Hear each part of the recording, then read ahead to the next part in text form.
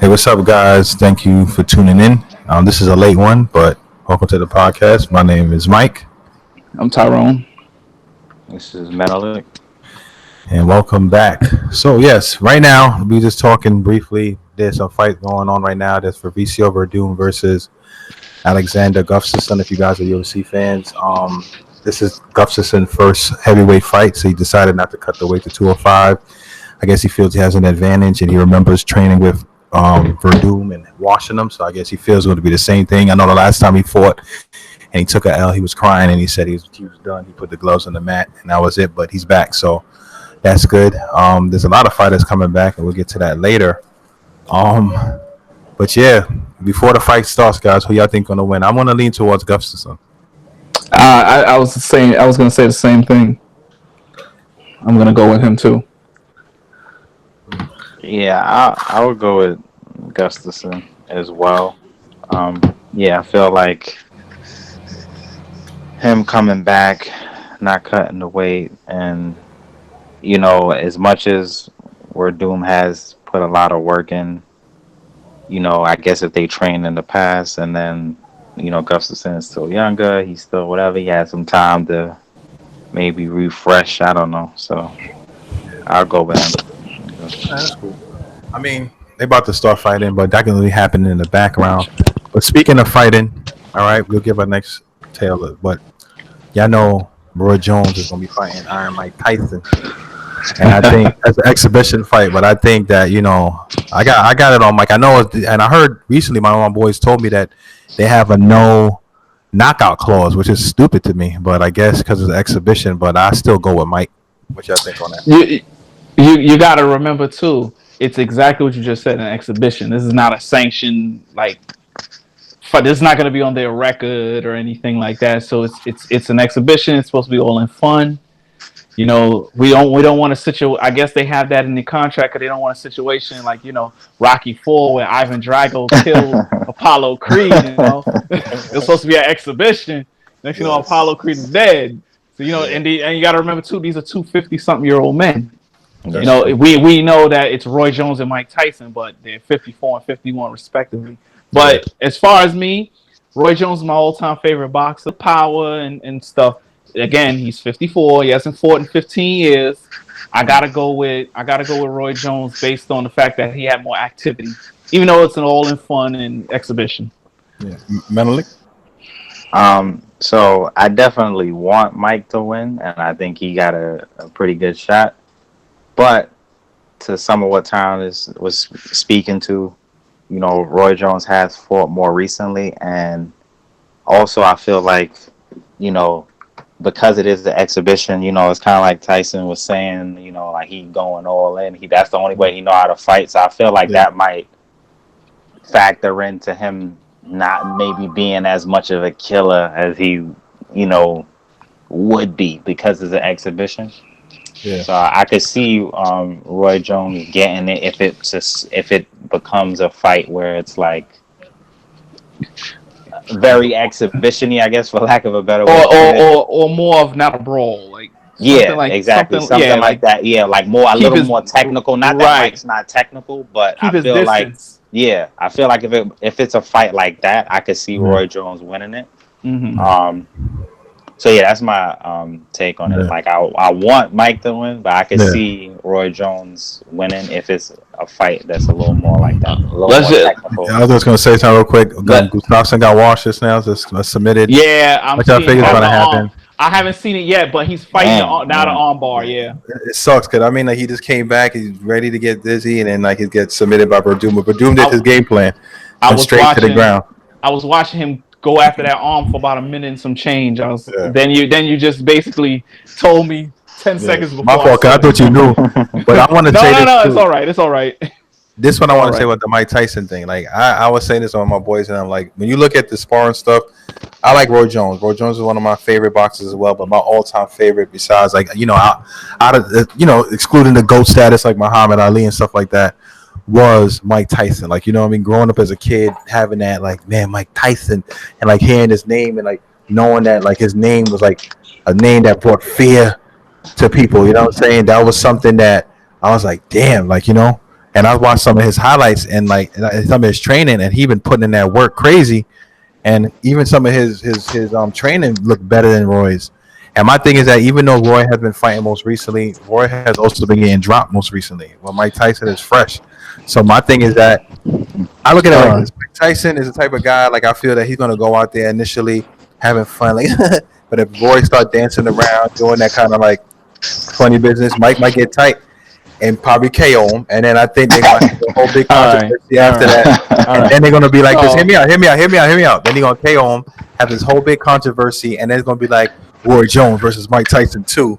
You know what I mean? And then they're gonna like milk this joint for all they want. That's why I look at it as. But I honestly feel that Mike is gonna win. Cause Mike said it to Max Callum. He's like, "Yo, I only can fight one way." You know what I'm saying? So that's up to Roy to deal with that. I'm not worried about this point Francis and dancing around. I only fight one way. So if Roy think he's gonna come in there playing around and doing like that behind the back and that chicken stuff he was doing when he was mad fast and agile, he might get dropped by Mike. That's all I'm saying. Listen, all right. Y'all not gonna keep throwing that whole Roy Jones knockout and stuff. For your information, if you want, he hasn't been fighting top opponents, but he did end his career on a 4-fight winning streak, and he hasn't been knocked out since 2015. So we're not gonna keep saying that he got knocked out all the time. And it was only the first time. That's the only time in 9 years he's been knocked out. So we're not gonna keep talking about my boy like that. Yeah, but I mean, he got dropped by Tarver twice, right? It was just one time.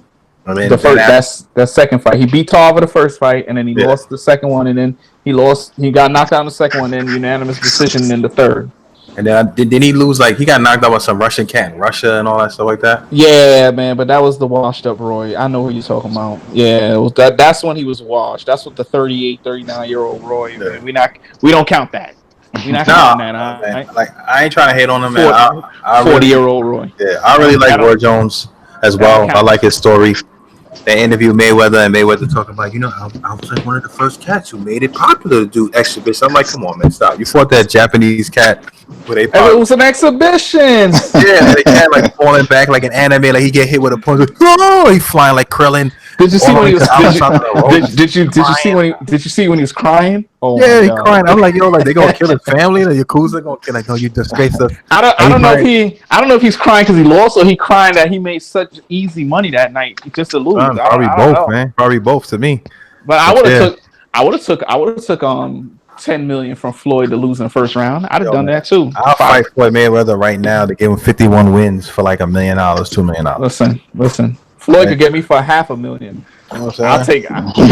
He can hit me with a 2-punch combo, and I'll lay out for him. It's crazy, man. Boxing ain't no joke, man. Cause like it's funny because I had this kid I knew at my job, and he actually was boxing. I ain't gonna say his name, but I don't want expose him like that. But he used to get washed, right? He was winning, and he got washed a couple of times. So this last fight he had, like one of the fights was bad. It was like on ESPN.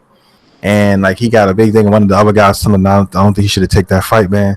And he fought this guy coming up, and it was like an Olympic guy, and he fought. The guys kept saying, "Oh, this cat is fighting from Starbucks," because he used to work at Starbucks. And then the guy was saying, cause he got a body shot and he lost, right, from the body shot. And then the guy was like, "Oh, such and such got brewed." Like he was just saying like all coffee puns and stuff like that. Making fun of this cat because he used to work at Starbucks, saying like, "Oh, he's not all in. He's fighting. This is a massacre. He fighting some guy who was like an Olympian from like Russia or something like that, who come in here and it's like his debut fight." So they probably just picked him up because of, look, it's gonna be an easy fight for this cat who's from Russia. Let him get this work in and wash this kid. And it was as bad. And then one time, the same kid, this other kid that I knew actually fought in like Bellator and stuff like that. He showed me a picture of the same kid boxing, like laid out on the floor, like knocked out clean. And the cat said, I can't be doing that, man. He told the kid, he's like, "Yo, I was here to corner him. I don't know why he's so predictable, because he don't switch it up." And it's like, I would never, he just be taking the fights just to get paid. And I'm like, yo, I can't be getting KO'd for no money, so I'm sorry. So when we get off air, I want to hear who this guy is, because I probably saw the fight. I'll tell you when you get off air. I probably seen the fight because I'm a boxing guy. I watch it. This is years ago, but I had the video. It doesn't matter. I probably seen it. Yeah, I had the video and I seen it. It was bad. But anyway, so we'll see what happens. But yeah, I mean, that was quickly on the fights, real quick, and I mean, I am looking forward to that Tyson thing, September 12th. It's just, I mean, it's kind of sad that they had to dust these cats off and have them fight to bring some type of excitement to Listen, boxing. You know, boxing if it's putting trash. money in their bank accounts, I'm all for it. But that's what I'm saying. For that, I'm happy for Mike. I'm happy for Roy. They get paid.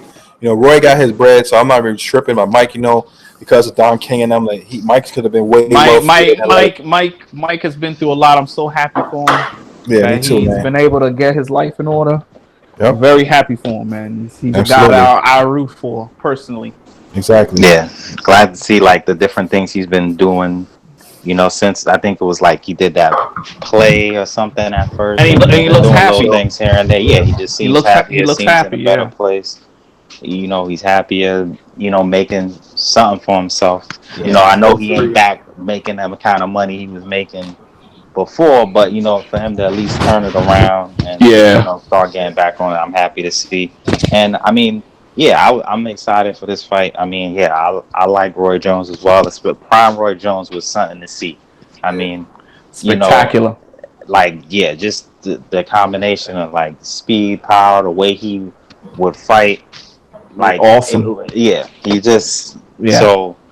For him, let's just appreciate, too, appreciate these two, legends. Right, and we were lucky to grow up and seeing these guys at their best. Yeah. That's true. That's true. So, changing gears until our next fight starts. I'm not sure if the next fight's a main event, but it probably is. Don't mind the cat wilding out outside. But yeah, let's talk about NBA, the bubble. Before we get into the controversies with the people leaving the bubble, like your boy Lou Williams, but we're going to talk about some of the scrimmages. I caught a couple of scrimmages. I did watch the Lakers scrimmage. I saw some highlights from like Bowl. He looks good. You know what I mean? Like, I think he's going to be a problem if he gets a little bit more weight on him and get healthy. And it was cool to see. You know what I mean? I kind of enjoyed watching it, and I also enjoyed the fact that they put like some fake ambient like crowd chatter in there. It was kind of funny to me. So it was that's what they did with baseball. They even have cutout fans in the stands. I mean, like, it's cool to have fans in there, and I get it. Like, for these people who play play these sports on a professional level and been fighting these cats like $1 million, and not fighting, playing. They need sometimes that kind of like crowd, and sometimes people get more nervous with the crowd. But for me, after like playing basketball, even like on my small scale, like urban league with people in the background, a lot of times you don't even pay attention who's there. Sometimes you hear somebody say, "Yeah, man, oh, nice shot!" Oh, you hear like little oohs and ahs here and there. But at the end of the day, it's like you, especially when you hooping, it's like we just playing ball. So we playing baseball might be a little bit different. You're in the outfield, you just standing there, all right, watching. You want somebody there, kind of, but.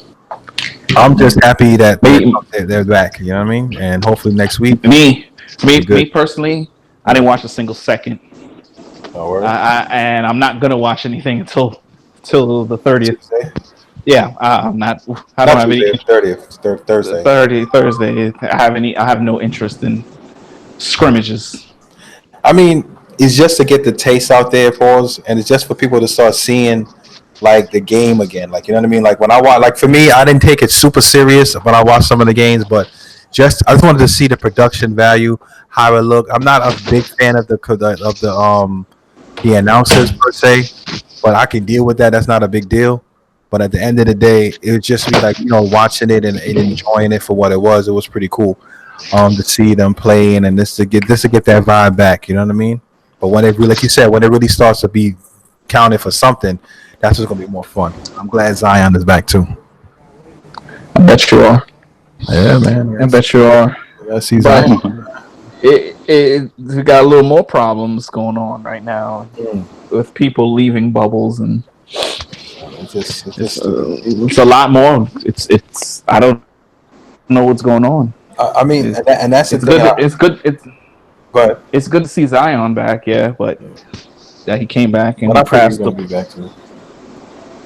So they need him back for that money. He can't not miss that opening. Yeah, game. The bubble is pretty much he's one of the reasons why the bubble was even created.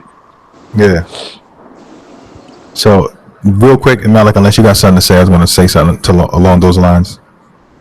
Nah, you can jump in. Yeah, but like the town point is like, to me, all that stuff is just crazy to me. Whereas like people like Joel Embiid and stuff, what he was saying is true. It's like these guys are in and out of this bubble like it's nothing, and they can't just stay in the bubble. Like recently, they had an investigation because I seen like on Twitter, Lou Williams said he had to leave for undisclosed reason for family emergency or something like that, urgent matter, and this cat's in the strip club. A fan take a picture with him and they post it, and now the NBA got to investigate why this cat left the bubble to go to a strip club. And to me, it's like there there are so many things you can do, but this is an important thing for you. Like, why even go that route? You know what it means. This is championship or bust for the Clippers. This ain't like, oh, we got a good squad now. We're gonna make it. Like, why are you going out to the strip club? You know what I'm saying? Now the Zion thing, I don't know how severe it was. Maybe it was a severe thing for his family. Maybe it was like a brother's birthday or something like that. He said he's not missing it or something like that, and he wanted to be out there. But they knew, because his parents know as well as his management, yo, he gotta be there. Like, the NBA is banking on that first game. And that's why they have the Pelicans versus the Jazz. People want to see this new and improved Zion, who's like skinny now, relatively. They want to see that, so he has to be there. And you got like Montrezl Harrell, you got Patrick Beverly, you got all these people out of the bubble, and people just hop, skipping, and jumping out of this joint like it's light work. Like, you can't do that. Stay in the bubble, play the games, and come on, let's get it done, bro. If you're gonna do it.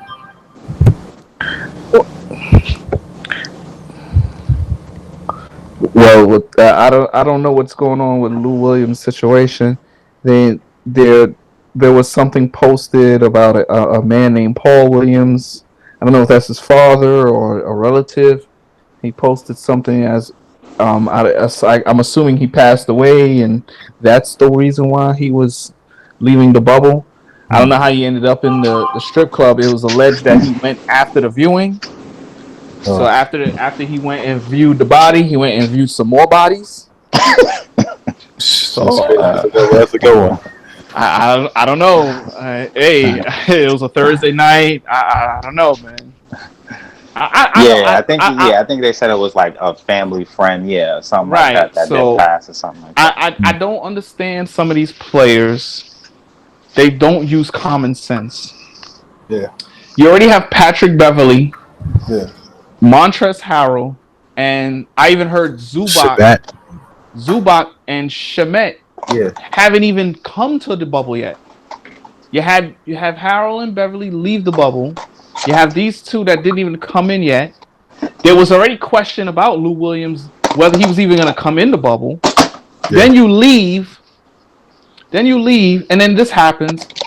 The Clippers are not looking in a good spot. They're not looking really good right now. This is not something they need. It's a good thing they're kind of deep, but they're not that deep to withstand losing all of those pieces. You can lose Zubac and Shemet, but Harold, Beverly, and Lou Williams, that they can't withstand that. They wouldn't be able to compete with the Bucks and the Lakers and the Rockets and the Raptors if they don't have at least those three guys. Yeah. I don't even care if you have Paul George and Kawhi Leonard. You need all your pieces. And Exactly. those are big pieces. Especially Lou Williams. Now you're gonna have to get investigated. He's gonna get quarantined, so he's gonna take more time to come before he comes back, because they're not gonna let him back. He's not gonna play before Thursday. He might even get suspended. He's not. I mean, it's a good thing. It's a seed. These games are seeding games, so all that really matters is the playoffs. It's not like you have to play for home court advantage, because everybody's playing in the same place. Yeah. So I don't know what's going to really happen, but it's a bad look on Lou Williams. I hope he has a good excuse. I hope some kind of excuse comes up where this was justified, because this is a bad look. There better be in that person's will saying that he want all his boys to party in the strip club. It gotta be in that. Is it in there? If it ain't in there, son? I don't know, I mean, and they call it a gentleman's club. Come on now, we all know that's the professional way to say it. And I guess Lou wanted to get down. But see, that's the thing that bothers me the most. Like, my thing is this, right? I'm not hating on the fact that it is difficult to be in a bubble, right? But at the same time, you have to look at it from this perspective. It's like, when you look at the great players in any generation, in any sport, right? There's a certain level of obsession and a certain level of like, you know, dedication that these cats have, right? That not all the players have. Like the reason why LeBron is considered to be like this generation's GOAT or whatever, and like had this kind of like longevity is because on off season he's working out, he's keeping himself out of trouble. He understands is bigger than just me, right? Some players, especially, and that's why when Michael Jordan and them other players from our era, we grew up watching them goats, and you know what I mean, all goat Jordan and other cats who on that level, relatively. The reason why they used to say like a lot of these guys don't really earn it is because a lot of these young players, because of off the backs of the old players, getting these crazy contracts and they ain't really earning nothing. So that's why, to me, you look at people like Lou Williams, even though he might be the GOAT in Atlanta, where he from, because they consider him the street GOAT because of all he was doing, he would never win a championship with that kind of mentality. You know what I'm saying? And I don't want to judge him fully yet because who knows what happened. Maybe he had to do it because they said that, but he should know better. My thing is that some players, they just like the accolades. They like the fact that they got the bread, they can buy the nice cars and the house, get the girls, but they're not willing to commit themselves to this like level of like being great and winning a championship. Like it's not going to be an easy road winning a championship because you got Kawhi Leonard doesn't guarantee you a championship. And because you got Paul George doesn't guarantee you a championship. You still got to work. You know what I'm saying? And I think a lot of these guys don't get that. And you're going to really see who really wants it when it comes down to this whole bubble tournament. Yeah, I mean, one thing I find, yeah, like you said, like we don't know the full story, and at least his initial reason for leaving seems to be, you know, for A death. yeah, a death, which is a definite legitimate reason to leave. And who knows, maybe things got out of hand after the thing. People wanted to go do something on the one hand, but then it's like, yeah, you know what you signed up for or what you're playing for. Yeah, he's on the Clippers. He's not on like one of these other teams who really not in the mix in a certain sense. And for him to, I don't know if like, well, as far as it seems like he didn't disclose it. It's like he did it, the picture or whatever got out, and then he told them. So it's like, yeah, at the end of the day, you are putting some other people at risk. I'm sure he probably had his mask on, hopefully, and did whatever. But sometimes it's like, yeah, it's that thing where it's like people not really taking it a certain level of serious. It could appear like, it seemed like, but Mm-hmm. yeah. Sorry. So And then sorry, sorry to cut you off. no, And it's the issue is, right. Okay, you get excused. This picture shows up.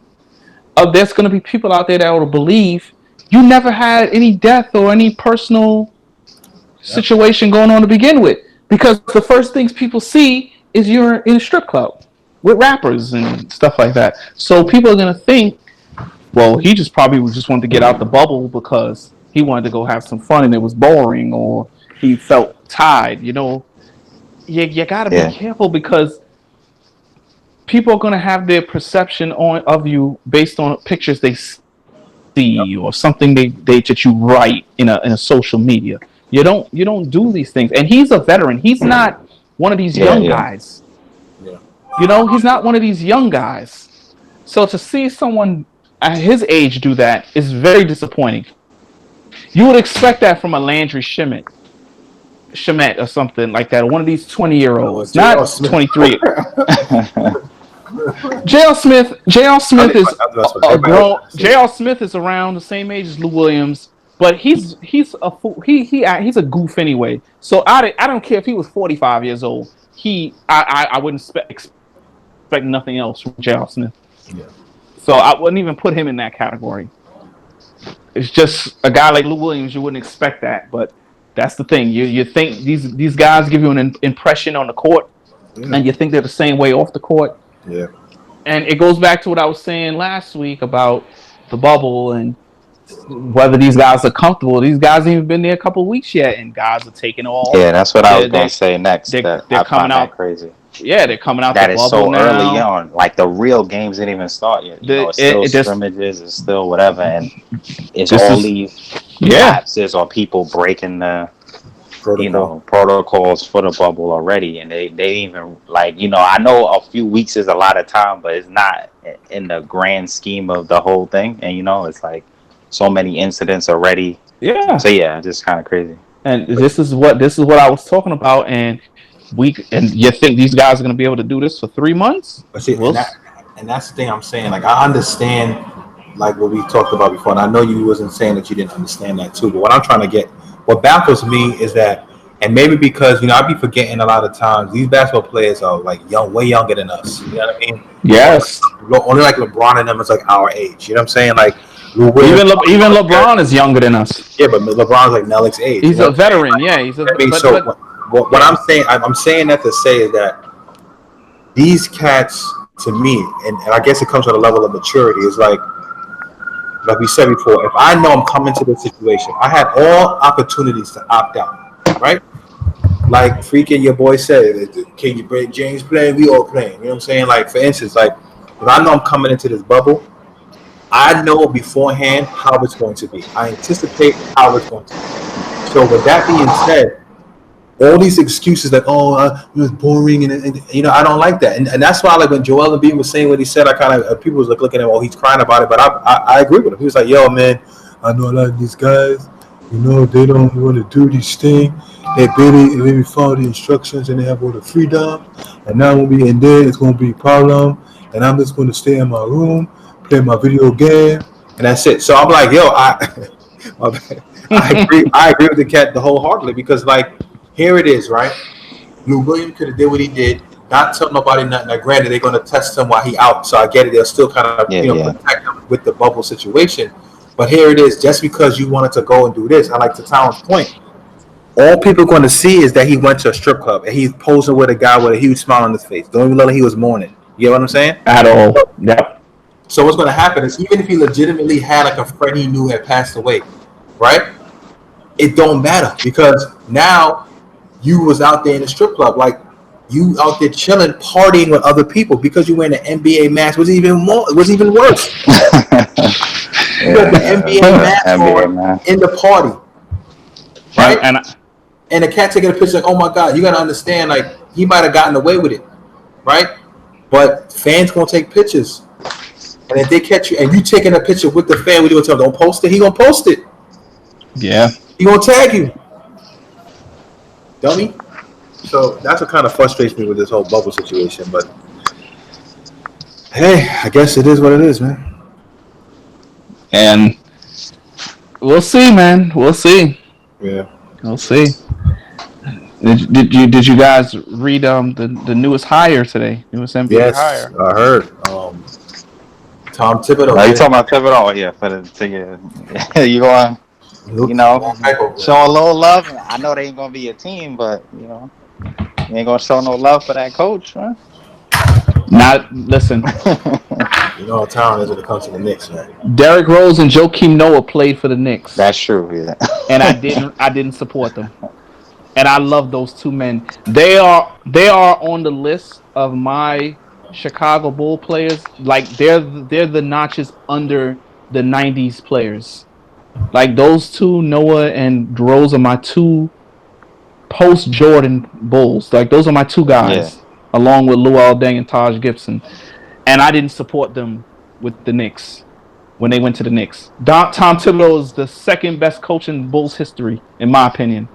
And I'm happy he's getting paid. That's all I can say. I'm happy he's getting paid, but I hope they win 15 games every year. I'm sorry. It's gonna hurt his win percentage for his legacy, man. Hey. Well, a lot of people that go to the Knicks hurt their legacy. Yeah, That's true. I can't even argue with that, man. So I think it's a minor improvement. I mean, they got Steve Stout running the organization. Come on now, Steve Stout and I don't even who's the GM. I forgot the GM name. Was it Leon Rose. Leon Rose. So I guess they're trying to to I don't know if they're trying to get hip hop over there in New York at the Garden. They're What they're trying to get trying hip to hop. They think that if they get hip hop and get these guys, that do. a guy like Giannis and a Tacumbo or some of these other guys that's coming up in free agency in the next few years are going to just come there because Steve Stout's running the company. What they trying to I, say? They were saying that what you gonna call it? They were saying that because of like Burwell, whatever something West, whatever that guy's name is, like mm-hmm. his influence across all avenues, like And he political used to be an agent. and all that stuff like that. Like he got pulled. My thing is this, right? Like I had this argument with Lucas and them before, and I was telling him, I was like, look, man, the problem with the Knicks is not that the fact that it's the owner, straight up and down. The owner is the issue. When players now, especially since they have the power and they have the know-how, it's like, why would I come to an organization where the owner's acting this way? Like, granted, a lot of times he will keep himself out of the basketball things, but like he's petty. He banning people because like, hey, Dolan, sell the team. Who said that? You. Get him out of here, ban him. When he did the Spike Lee, the super fan, all this stuff like that. Charles Oakley. Charles Oakley. And my thing is that you look at the Knicks, right? And that's what I was trying to tell people like that. And people don't understand the power of like the dollar and the power of, our money. It's like, here it is. The Knicks was trash for years, right? Still And on. honestly, since like I used to like the old '90s Knicks, despite I was a Bulls fan, they were a solid team. They gave the Bulls a little bit, of a headache, and it was competitive games. I loved it, right? You watch them like after like 2000, they've been trash. They had one good year when they had like Melo on them and they had Mike Woodson, and that was it. My thing is that when you look at them as a team, right, an organization, they've been in shambles, but people keep going to the Garden. They embarrassing themselves. They put paper bags over their face and like you look stupid. Like you giving them more publicity. So yeah, the team stinks. Don't go to the games. And I was telling Lucas, like you hating on the Nets, right? The Nets was a well-ran organization, which is why those bigger marquee free agents wanted to go to the Nets. It's in New York still. It's in Brooklyn, one of the best boroughs on the planet, right? And they say, you know what? It's the best borough. Yes, they want to know, I want to be with these people. So to the end of the day, even though the Knicks is basically running off their name, Dolan is a clown. He's insensitive when it comes to certain things. He doesn't really care. He cares about, look, I have a place I can go take my band. My band, we're playing at the Garden, man. Like, yeah, you own it. So yeah, you playing at the Garden. You know what I'm saying? So to me, it was never nothing there. They don't have the right pieces. It's just a lot of mess. So hopefully, I do hope they turn things around because when they're better, it helps with the NBA, essentially. But they're not gonna win nothing. You know what I'm saying? So Brooklyn's gonna win a chip way before the Knicks do. Tom Thibodeau's a great coach, but even his coaching is starting to become a little overrated in the sense where, it depends on the guys. It really is. You know what I mean? It really does depend. Well, yeah, definitely need the personnel to. I mean, he could definitely impact the culture, but only so much without, You know what I'm saying? the Like, team and players that'll buy in and everything. Yeah. they think LaMelo going to change. LaMelo don't play no defense. You know what I'm saying? Like, you got RJ Barrett. He's supposed to be. I think he's going to play a lot better next year, but he was a shell of like, he wasn't living up to expectation. But some of that is because of the rotation that what's his face was having that before they fired him. You know what I'm saying? Like, whatever his name was, it was like, oh, he's cool with LeBron, so I'll help bring LeBron over and D Wade. What's his name? Fizdale. You know what I'm saying? Like, these weird freaking lineups he had, and it was bad. I honestly feel I don't like the way that the Nets did Kenny Atkinson. I think he did a great job. I do understand the evolution of the team. We're not at the kiddie like building up a stage type of thing. We need a coach that can coach like a high caliber offense and stuff like that. A lot of people feel that Popovich going to come to the Nets to come leave San Antonio to like either Becky Hammond or freaking Tim Duncan and go over to the Nets or something like that, which I doubt. But you need a high quality coach, a good name coach, and I think that will help. So when we win the chip next year, we have somebody like that. Going back to the Knicks and what you were saying about Lucas and everybody complaining, you got to understand, Knicks fans are like how Stephen A always talks about Cowboy fans and how delusional they are. The Knicks fan can be some of the most delusional fans in the history of sports. I've been around them my whole life. These guys, you can get one player and they think they have a shot. It's mind blowing how a team that hasn't won in 47 years can talk so highly and talk about they are the Mecca. They have the Mecca, the world's most famous arena. It is the world's most famous arena, but not for the Knicks, not for basketball. They haven't done anything. Yeah. They're still hop. They're still living off of Willis Reed limping onto the court and Walt Frazier and everybody. Those guys are old, 70, almost 80-year-old men. That's all they have to live for. It's them. You know, they don't play in the Mecca, and I hate to say it, but that's not the Mecca anymore. People come there and beat up on the Knicks. Like you can't even call your home court the Mecca if everybody else is coming there and beating up on y'all. I mean, you can kind of say it's still the Mecca of basketball. You just getting washed in. That's all. No, New York is the Mecca of basketball, but not Madison Square Garden. It's not the Mecca of anything. The Mecca is New York City. The New York City basketball, like the legends that came out and that were born and bred in New York City. Yeah, that's what you refer to the Mecca. But as far like the Knicks or the Madison Square Garden, not in my eyes. Never has been. I've never seen them win anything. My whole life watching basketball, and the 30 years I've been watching basketball, I've never seen them win anything. So I don't know what Mecca they are. And maybe it's me just talking because of my personal hatred for the Knicks. But hey, I challenge any Knicks fan to tell me I'm wrong if they've won anything. Yeah, I mean, now Won the me. Eastern Conference championship. I was All gonna right, say, well, they that's had what. a couple decent years. Right? All right, I so mean, that's the standard for New York Knicks basketball now. Conference championship appearances. That's the standard. Hey man, there's teams that only making the playoffs 11, 12 years. You know what I mean? Like, Then they go to so the I finals mean, a it's a couple of little times. something. They went that one. Yeah, they won a time. few times. They went with Allen Houston. You know what I mean? the Houston Rockets beat them in 7 games in '94, Right. and the Spurs beat them in '99, and they haven't even been close to that since. Yeah, You know? I mean, it's definitely a tough. Like, it's no. Everyone knows that it's tough being a Knicks fan, Knicks supporter. I mean, New York City is the city that it is. It's the mecca for basketball overall. The Garden is world famous arena. You know, so people just want the team to be good, and people is like the most valuable franchise. I think them and the Lakers or something like that. Even with them being terrible all these years.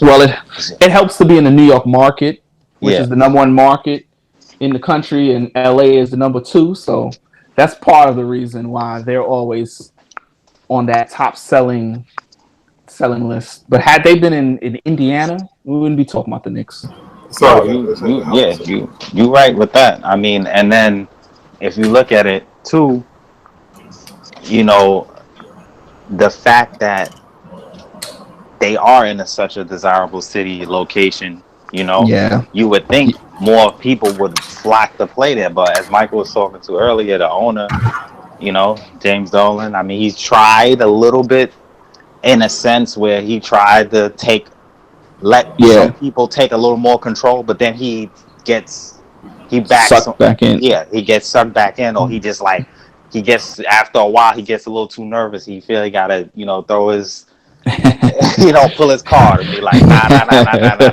I know I said I would let you do your thing, but you wrong. This is what we doing, or something like that. So he interferes, and it doesn't allow the team to really try and have a chance to blossom or build. I mean, there was a couple years where, you know, they started trying to build one way, and then there'll be 1 year where they're like, all right, we're gonna go for broke, and then they go get somebody that's good but not like going single-handedly change the team, like so then they'll invest a lot. I mean, look, because they had some decent-ish teams, like, you know, when Stoudemire first came, you know, and he had Felton, and they was doing a little something. And as much as they gave up too much for Melo, especially because Melo probably would have came afterward anyway. I know he probably would sign a trade with the money, this, that, and there, but either way, like, you know, when they first had Melo and Chauncey, and they went to like the second round or something, first round, whatever.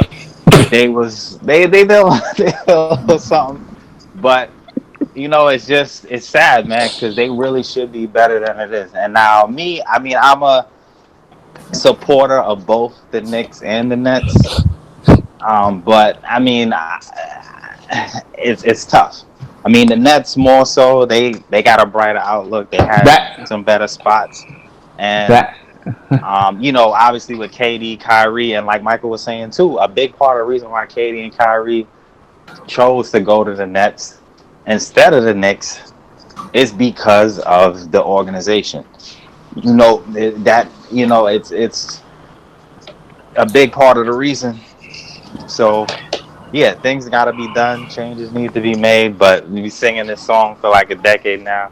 So who and knows if anybody will ever get the team from him, or if he will kind of get out the way, or they just get the right personnel.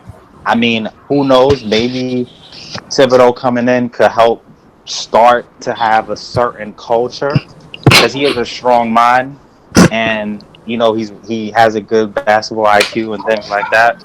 If they can get people that will actually buy in, it could be all right. But I don't know. I know there was hype when Phil Jackson first you know came, and then he did pick out Porzingis, he had some promise. He couldn't stay healthy, and then he had whatever issues he had, and they gave up on him. But looking pretty good in Dallas. yeah, I mean he's a talent, man.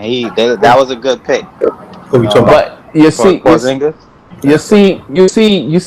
a few minutes ago when you went, that sums up every Knick fan's stress. This is why you shouldn't even root for that team. I mean, why would you want to put yourself through that misery? Here's the I don't problem know, with man. here's the problem. Here's the problem with the Knicks and other organizations. Everybody is so fixated on hiring personnel to attract stars. Why don't they just go the Golden State route and the San Antonio Spurs route? I won't go back to the 90s and we're talking about modern day basketball. Everybody doesn't go for the star. They just build through the draft and you develop your own star. Maybe that's what the Knicks need to do. Develop your own star instead of worrying about, let's try to go get this guy so we can try to get Giannis or Kevin Durant or Kyrie Irving. Why don't you just try to develop players and develop stars on your own? It's not a race. Okay, it may take a few years. I mean, look at Philadelphia. Philadelphia is a legendary organization in basketball. They tanked for years. Look at the position they're in now with Joel Embiid and Ben Simmons. That's the Knicks' problem. They're trying to go out there and try to they're trying to win the back page of the newspaper. Is what they used to say. They're trying to win the back page of the newspaper instead of trying to build like right now, this Thibodeau hiring, there was consideration of Jason Kidd. What was the first thing that came out of people's mouths about Jason Kidd? He's going to try to get Giannis. They're going to try to get Giannis because Giannis had the relationship. Had the relationship with Kidd in Milwaukee, and they think they gave him a shot. I actually think this was a better hire, and I don't know if it may be the next step in the right direction for them by picking Thibodeau instead of looking for the sexy pick and trying to get a guy that attracts stars. Because that's their problem. They're trying to go after stars instead of just developing the team. Sometimes you got to rip it up and build it from the ground up. I understand it's New York.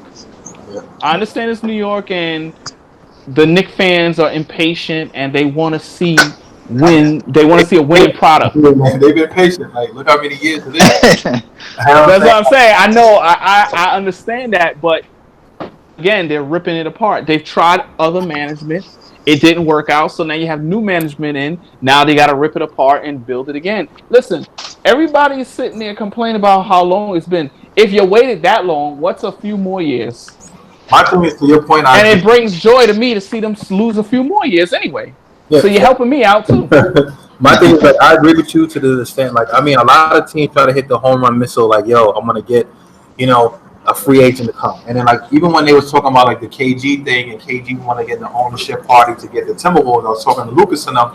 Lucas like, oh, well, what? No free agent's going to come. I was like, you don't need free agents. I said, you just That's a great. That's a. I love how you brought that up. I wanted to talk about that too. Sorry for cutting you off. That's Go I, ahead. Go I, ahead. that's what you built from the draft. I'm like, look, my thing is like, look, man. See, like you said, the Knicks was doing a home run pick, right?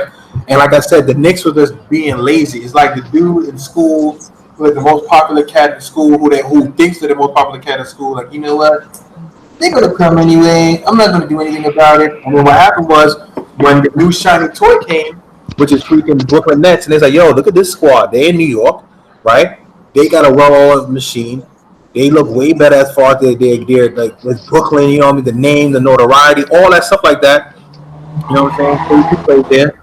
You know what I'm saying? So they're like, yo, like this is where it's at. And the Knicks is like they have a good product. Like who you got on your team? You got Julius Randle. You got they're not bad players, but every one of them are like, like role players, and they want to be star players, and they don't want to share the ball. Like the mentality is just off over there. And even with Tibbs, I honestly feel that it's a little bit better for the culture and helping them be more like held accountable and stuff like that. But even so, it's deeper than that. The personnel that's there, as far as the kids that's there now, I don't think it's going to work. They're going to have to make some moves, man. I don't think you could keep like a Bobby Portis and them cats on that squad.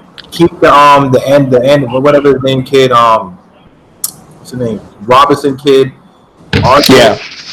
you draft LaMelo if you want to draft him.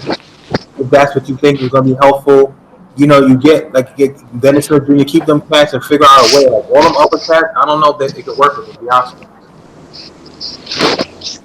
But speaking speaking on what you were saying, Lucas was talking about with Minnesota and them not getting stars. It's that thinking there is the reason why the Knicks are in the situation they're in, because he has that mentality, and a lot of Knick fans have that mentality. They're worried about the stars. It's exactly what I just brought up, because the organization does it and the fans expect it, because they missed out on LeBron and Bosh and Wade. Then they got Melo, they got Amari, even though Amari was a shell of himself. They got a damaged good Amari, and then they tried again years later to get Durant and Kyrie. It didn't work. So it seems like Knicks fans are just waiting every few years for that next big star to be a free agent, so they can say, "Let's go after him." You're gonna hear about Giannis next year. You're gonna hear about Giannis next year. See, Zion, you're not gonna hear Zion's in New Orleans for 7 years, unless something drastic happens where he gets traded. But he's there for 7 years because the 4 years in his rookie deal, and then he's gonna sign the offer sheet. He's gonna be restricted free agent. They'll match any offer, so he'll be there for at least 7 years. So you can't even think about Zion now. But Giannis is the next prize. You're gonna hear all the Knicks fans talk about, we're getting Giannis. Giannis loves New York City. Giannis spends time in New York City. They're gonna see Giannis in Central Park. People are gonna say, "Oh, yeah, he's coming because he was in Central Park last week. He was jogging in Central Park. Oh, he found an apartment in Manhattan. He's coming to New York." You're gonna hear these rumors about Giannis, and next thing you know, he's gonna sign a supermax with the Bucks and stay there, or go to Golden State or somewhere. And the Knicks fans are going to be left mad. And the first thing, and this is why I can't deal with Knicks fans, like how Stephen A. hates Cowboy fans. The first thing everybody's going to say, that Knicks fans are going to say, is he was scared to play in New York. Not the fact that he just doesn't want to play here. It's he's scared to play there. I heard Fat Joe say it about KD and Kyrie last year. Everything is, they're scared. Like, all Knicks fans are the same. That's what you have to understand. All Knicks fans are the same. Sorry, Menelik. I know you're a half a Knicks fan. I know you're a half a Knicks fan. You're not really a full Knicks fan, but all Knicks fans are the same. I'm not saying you, because I know you. I know how you are. You're not really like that. But all Knicks fans are the same. They think that when you don't come there, you're scared. You're scared of the challenge of trying to bring the Knicks a championship. No, there's no challenge. People just don't want to play there. I don't even think it has anything to do with Dolan most of the time. I just think they just don't think that the team is really that good, to be honest with you. Even when they got Amari Stoudemire and Melo, people still didn't want to come there. It's just, some people just don't want to play for the Knicks. They was Yeah, talking about Chris Paul may come there. Chris Paul didn't go. It's just some people just don't want to play for the Knicks. It has nothing to do with affair, and that's what Knicks fans don't get. yeah. But they like the people now. I'm starting to realize, like, even about the presidency, and don't want to get too political about it, like how that is, right? They started off like, oh, you know, it's just that person is great, and then they started to realize like, wait, hold up, something else. And I had to do a lot of convincing with Lucas and them to understand. And they started to realize like, yeah, I don't think it's donor because it's like a lot of people saying it like innuendo. You know what I'm saying? Like for instance, right when LeBron came in and they had the whole thing, and then he tried to like have solace like as far as like Lucas said, oh, we're gonna cry about spilled milk because of the past. You know how they try to like lure LeBron in? They brought LeBron in, right? They brought the cast as the Sopranos to the meeting. Like, what are they going to do? Why are you bringing the Sopranos to entice LeBron to come play here? What are you going to say? Oh, we're going to put you in Sopranos episodes. We're going to give you the free, the uncut. Like, you know, like they try to do a lot of Hollywood gimmick things. To Tom's point earlier, New York like stars because the stars bring money. James Dolan and all these owners care about money. And obviously, winning brings more money to your organization. So most of them care about that. So to me, when they start doing that fucking business and start saying that extra stuff, it's all lip service because they don't necessarily really care about the fan base. And if the fans will realize, like, look, an organization is not only about players; it's about what players mesh together. You know what I mean? Like, Yeah. go wild for the 76ers to figure it out. They tanked for years, like Tom said, and they got top line players, but they had to cut some of that fat. They had to get rid of like a Nerlens Noel. They had to get rid of, you know what I mean, Jameer Okafor. They had to get rid of some cats in order to keep Yeah, the players that they had. you know what it was is they tanked. They got the high picks. They picked players. Okay, they're not good enough. Let's get rid of them until we get the right ones, and that's how Embiid and Simmons came along. Yeah. It's exactly that. You know, And how do they do it? Draft. That's do it. the draft. Do the draft. Draft. Like, let's be honest. If all the players in the NBA right now can have a chance to pick a team, 95% of them will probably pick LA, probably a team in New York, maybe Chicago, all the big market teams. Nobody gonna say I want to go play for Oklahoma City. Nobody gonna ever say they're gonna go play for Cleveland. And okay, sorry. Go ahead. Minnesota until KD can become owner.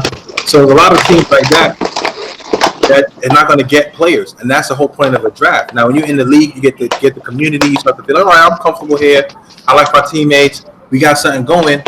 I can live in New Orleans and be a Pelican. You know what I'm saying? So that's what I'm saying. It's like most of the players are from a draft. And some people get the lightning in the bottle where they get like a Zion or a LeBron or a Jordan. You know what I'm saying? But other than that, you got to just deal with the cards you're dealt and stop always trying to look for the crazy thing. You know what I'm saying? That's it. They talk about the big markets. This is why I'm happy as a Bulls fan. I'm happy with the new management we put in place. I like the pieces that we have right now as far as Kobe White and Wendell Carter and Lauri Markkanen, Zach LaVine, if he's not traded. Right now, we know that we can't get players. So you know what we're doing? We're developing from the draft. We made a trade for LaVine a couple years ago. And then right now we're just drafting. Nobody's going to come to Chicago. Okay, let's just build from the draft. That's what Knick fans and the Knick organization needs to learn. Yeah. If you strike out, like I knew Kevin Durant wasn't coming to Chicago. I knew Dwayne Wade, sorry, Kyrie Irving wasn't coming there. Giannis is not coming in next year. So you know what you do? You build from the draft. Listen, the NBA is a revolving door. These players are going to get old and retire. Like you can't spend the future. You can't risk the future to get these players to only have them for a few years. They're going to end up retiring, and they'll be gone. So just build your team over, and you can have a young nucleus come up from the ranks. While when these players that everybody's looking for get old and they're gone, your young team is getting older and more mature and developing. Next thing you know, you're the powerhouse. Sometimes you just gotta wait your turn. Yeah, look at Golden State. Wait your turn. Golden State's in Cali, but nobody was going over there until it was good. Nobody went to the Warriors. Kevin Durant is the only player that went there, and it's not like they chased him. He wanted to go there. Yeah. They didn't chase him. They wanted a championship without him. He went there. Yeah. Golden State did it the right way.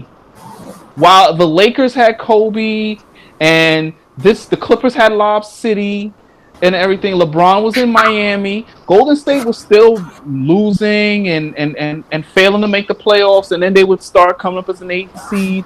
They did it their way. That's the way I want my Chicago Bulls to do it. That's the way a lot of these organizations should try to do it. And I think a lot of them starting to realize that. I think so. Look at the Spurs for 20 years. What big name of the San Antonio Spurs, with the exception of LaMarcus Aldridge, who's not a huge name, who else has actually gone there? Everybody else has been drafted. Traded. Kawhi Leonard, yes, he was traded there on draft night though, but he developed in San Antonio. So it was DeMar Rosen, like he got traded there, stuff like that. Well, we're talking about the glory days. We're talking about the championship years. Like they haven't done anything in the past 2 years since he's been there. I'm talking about their title years. I got you. But I understood what you. I know what you mean with DeRozan. But I'm talking about their title years. Other than LaMarcus Aldridge, who wasn't even on the team when they won a championship, that's the only person they've really gotten that was not drafted. And if honestly, you don't count Kawhi. I think a lot of those players, they look at it like this, right? Some players, they look, Toronto Raptors at one point, before they became like a name and Drake and all in there, hugging up the coach.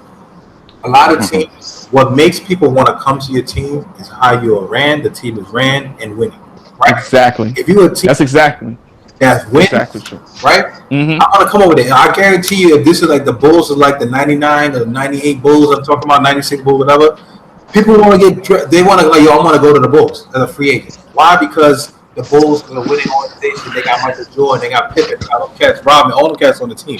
Same thing with like other teams, like the Lakers. Lakers, they just sell based off the name because it's the Lakers, and they have a pedigree where people win championships there. You know what I'm saying? Same thing with the Celtics. Oh, the Celtics is a name. I want to go to Boston. You know what I'm saying? When you think about New York now, it's unfortunate. Like most of the teams are just thinking about being stink, like trash, except for the Yankees and the Nets right now. You know what I mean? And the Rangers maybe, but even the Rangers have been stinking recently, and whatever, the Islanders. So I say all that to say is that, to Tom's point, these teams need to say, you know what? Don't get me wrong. Do your due diligence. If you could entice a free agent, and it's rumored that the free agent is interested, do your homework and do your thing. But at the end of the day, that should not be your one-all solution. You should try to be like, you know what? I'm going to try to do this all fact. I'm going to get some good solid pieces, establish a culture, and dude, that's what the Nets did. The Nets was forced to do that. They didn't have no picks. They went all in with freaking KD, Paul Pierce, and Joe Johnson, and Darren Wayne. They went all in, right? They won a playoff series or whatever. That's it. But other than that, they had no picks. They had nothing else. They went all in, and then what happened? Now you had to go from scratch, pick up people like a Dinwiddie, LeVert, you know what I mean, Jared Allen, like Harris, all these cats they had to pick up from this night, and not for lack of a better word, like the scraps from other teams or from off the draft board, and they develop a culture where they played hard every night. And I remember y'all telling y'all, I was watching, I was like, yo, I used to tell the Lucas and I was back and forth, I'm that's a plan. You know what I mean? I wanted a big name coach because I was like, I don't care if I know Steve, but when we got Atkinson and Atkinson was like making them put in that work, I was like, yo, I can rock with this team.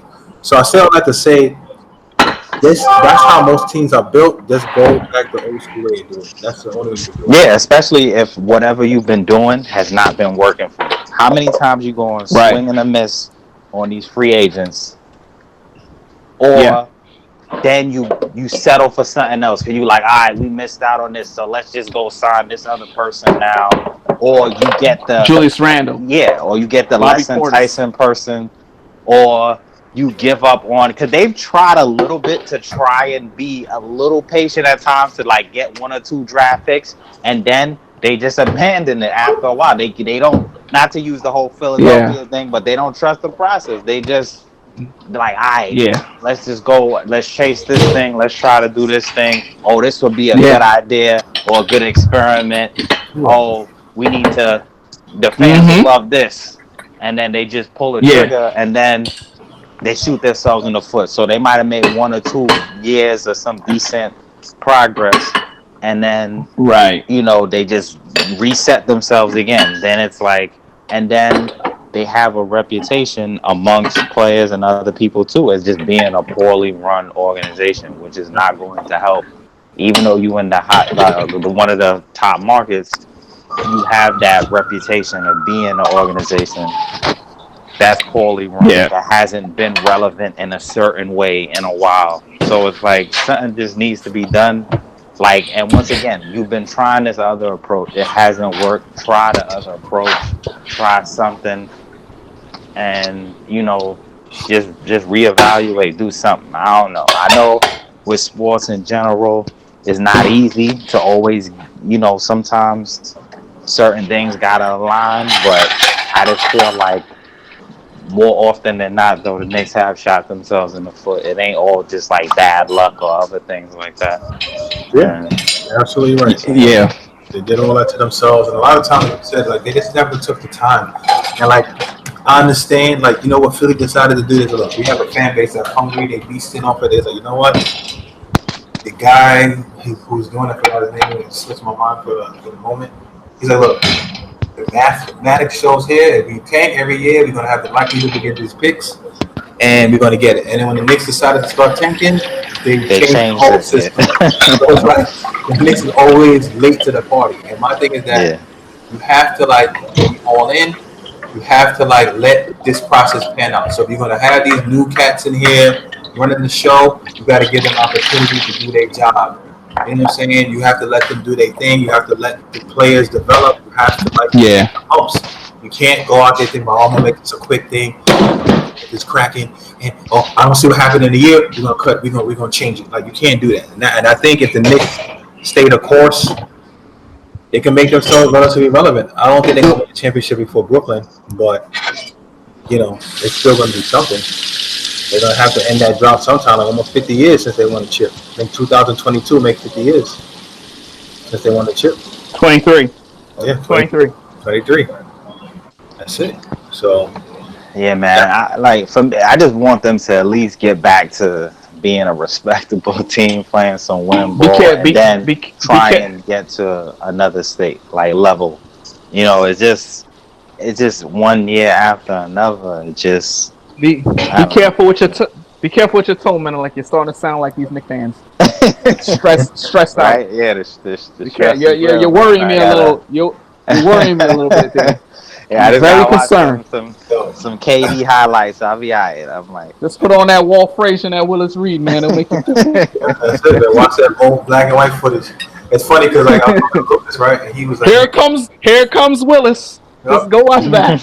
Lucas was like feeling all sad. We was talking about this before, like the whole COVID thing happened. He was like, man, he like literally, he said it really sank in. And he's like, when they watched him play, he was like, went to bed. He was thinking about like, man, it really sank in. Like these cats are really in Brooklyn, man. Like we don't got them. And he was mad at her and thinking about it. And like he really felt down and out because, like you said, Tom, his hope was that this is going to be it. Like the Knicks, the team. That they're going to get KD and Kyrie, and everybody's going to be back on the bandwagon, and they're going to do their thing, and blah, blah, blah. And then I was like, well, you might think that, but that's not the case. And that's sure enough, that's what it was. So that's the sad part of the whole thing. And there's nothing sad about. And I have like a small part of my heart that cares for them a little bit because, parents were Knicks fans, and, when the Bulls was not winning and they weren't doing their thing and the Knicks was doing okay, I was happy for the Knicks, you know what I mean, as a New Yorker. Now that I'm New York everything, right now I wouldn't mind if the Knicks would be successful. Not more than Brooklyn, obviously. But I don't care if my parents were Knicks fans. That doesn't mean a damn thing to me. I know. It doesn't mean nothing to me. The Yankees after the '96 when you just be a Red Sox fan all of a sudden. Worst decision in your life. Nothing to me. The Knicks mean the Knicks means nothing to me. Nothing to me. I don't know what else we could say about that New York team, but all I know is that this is a good hire. It's a good hire, but the Knicks will know what to do to screw it up, like they always do. Well, hopefully, well, yeah. But my thing is that I feel that some of these cats, like the Julius Randle and them, they need to either buy. Look, I get it. As a Julius Randle days are numbered. The moment Tom Thibodeau was hired, yeah, I know the type of coach Tom Thibodeau is. Julius Randle will not be there for long, and I'm a that's what big I'm Julius saying. Randle fan. He I like plays it no too, defense. and that's He my plays point. no defense. And then that's what I'm about to Tom say. Thibodeau's not standing for that. Yeah, that's what I'm about to say. My thing is that with the squad, I noticed a lot of times, like not only because I had them on my fantasy team, but like the Knicks would like RJ Barrett be doing this thing, and they won't even give him the rock sometimes. Like they'll like kind of cycle them up because most of these players that went there, all of them wanted to be quote unquote the villain. Nobody want to play their role. And if we watch like the last things and we watch other things and people talk about it, like you have to know your role and do it. Like when Bosh came up to Miami, he's like, you know what? This is Space team, LeBron obviously the marquee guy. I'm gonna be that third wheel. I'm gonna do everything else, the other intangibles, right? So for him to do that, it was something that he made a sacrifice because he knew at the end of the day it means that I was going to win.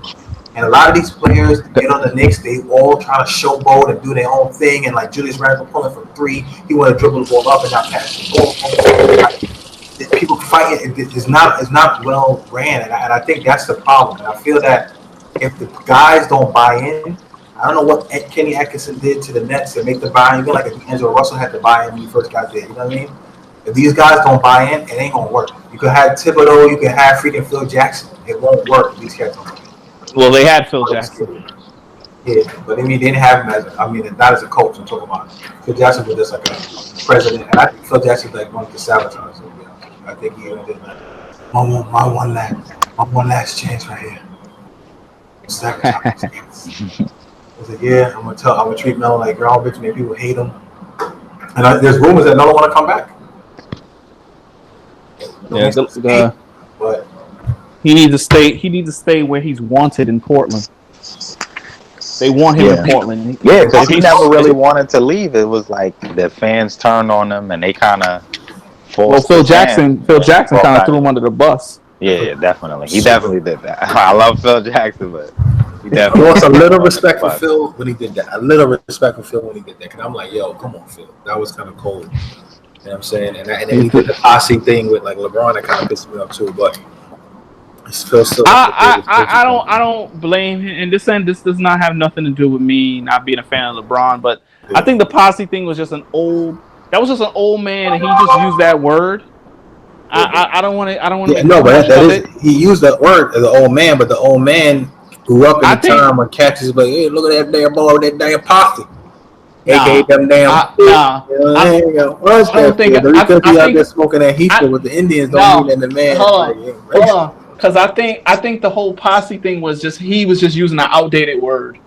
That's how I took it.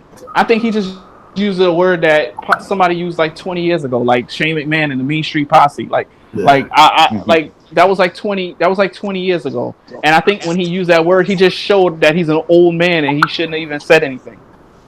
I know a lot of people take it the way they took it, and if he did mean it in that kind of way, I would disagree either. But I'm just giving him the benefit of the doubt and just saying that he was just an old man using an outdated word. If he would have said in his boys, nobody would have made a big deal about it. I think it's just because he used the word posse. I mean, they would have made a big deal the way he said it regardless. I mean, and it's kind of true because if you think about it, it's part of the reason why he had a falling out in Miami because Pat Riley wasn't letting him have the leeway he was having that he had in Cleveland with all his friends getting free tickets and front seats and they was getting all this luxury stuff. They didn't allow that in Miami, and that was the reason. One of the reasons why he had fallen out towards the end. There was a lot more to him leaving Miami than people think. It wasn't just this whole he wanted to go home thing. I believe it. I believe it. I could see maybe that's why Phil brought it up. He shouldn't have.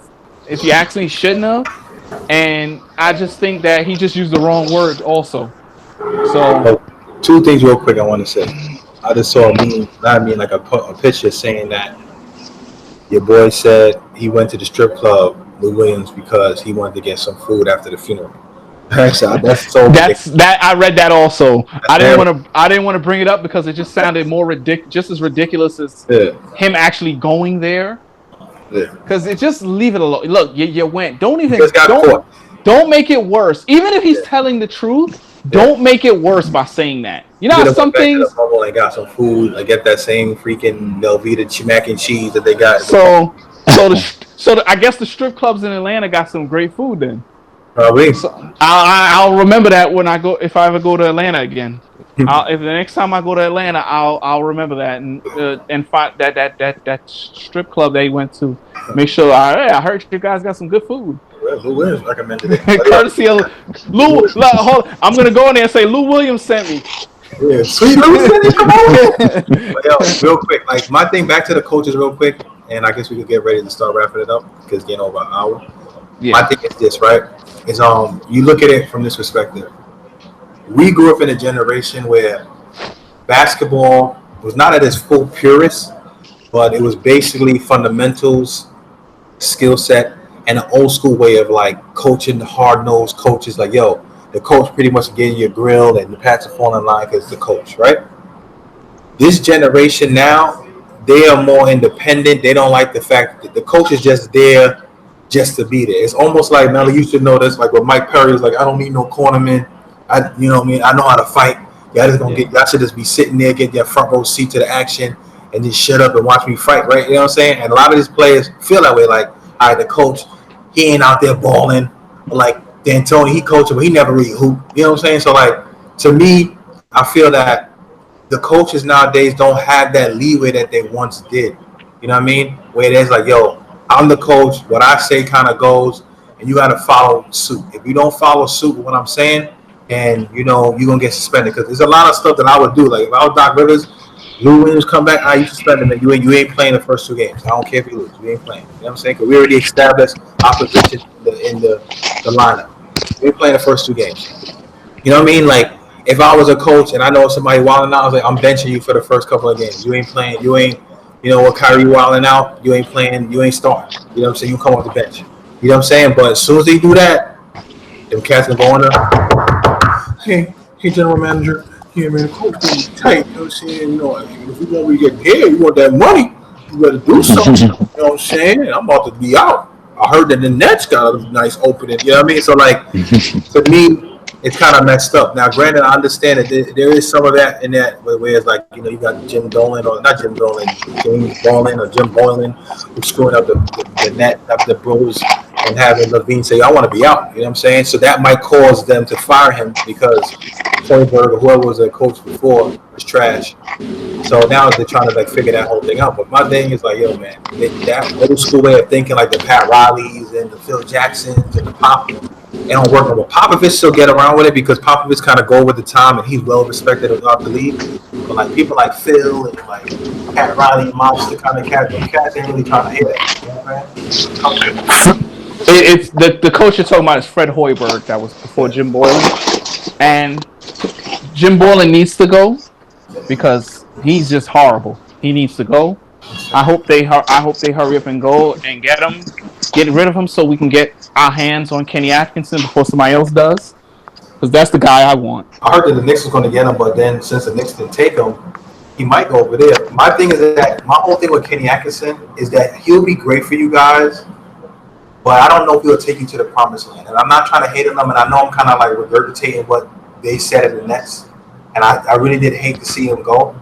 But because you guys got a lot of young guys, I think it'll work out for you guys. But when it comes to like, I don't know. I think this is the problem with the league now. They don't give coaches the chance to grow with their players.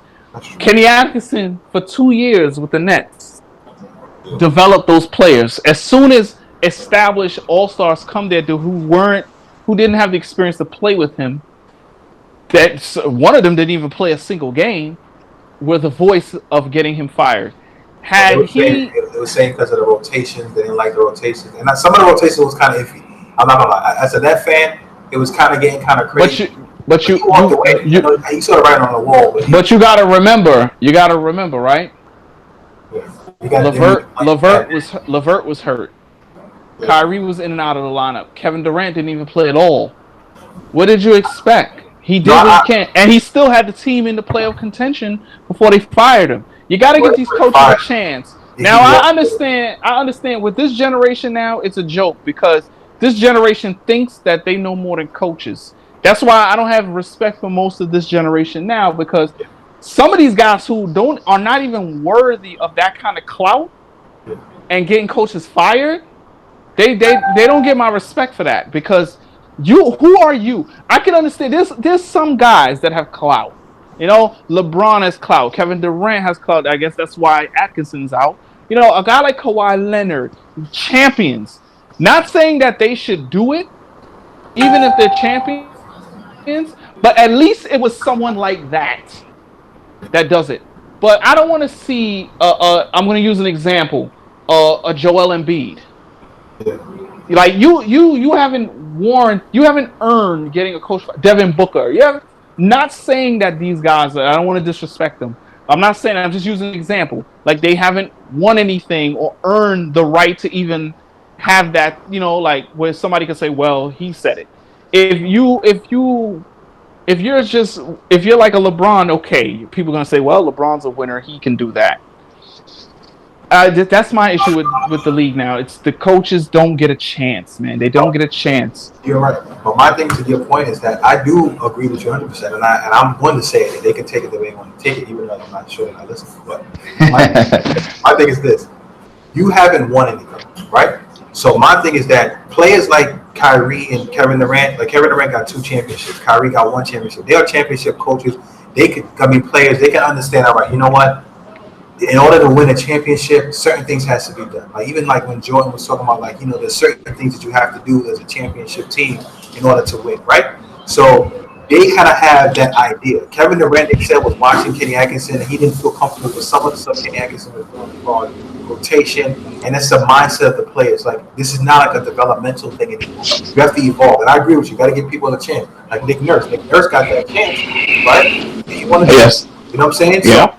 my thing is that I agree with you 100%, and it's unfair for him to not be able to play with like a KD and stuff like that. But KD on the outside looking in, like I see what this cat is doing. We already know how Kyrie could be sometimes, whatever. You know what I'm saying? But at the end of the day, if you don't have that kind of personality to kind of bring that person or somebody who's relatable in a sense, then a lot of times you're not going to be able to get that. If you look at Mike Malone, right, who for the Nuggets, right?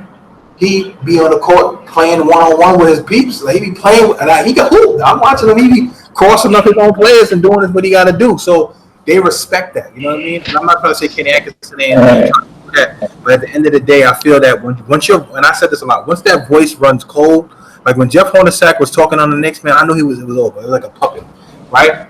You really lost respect.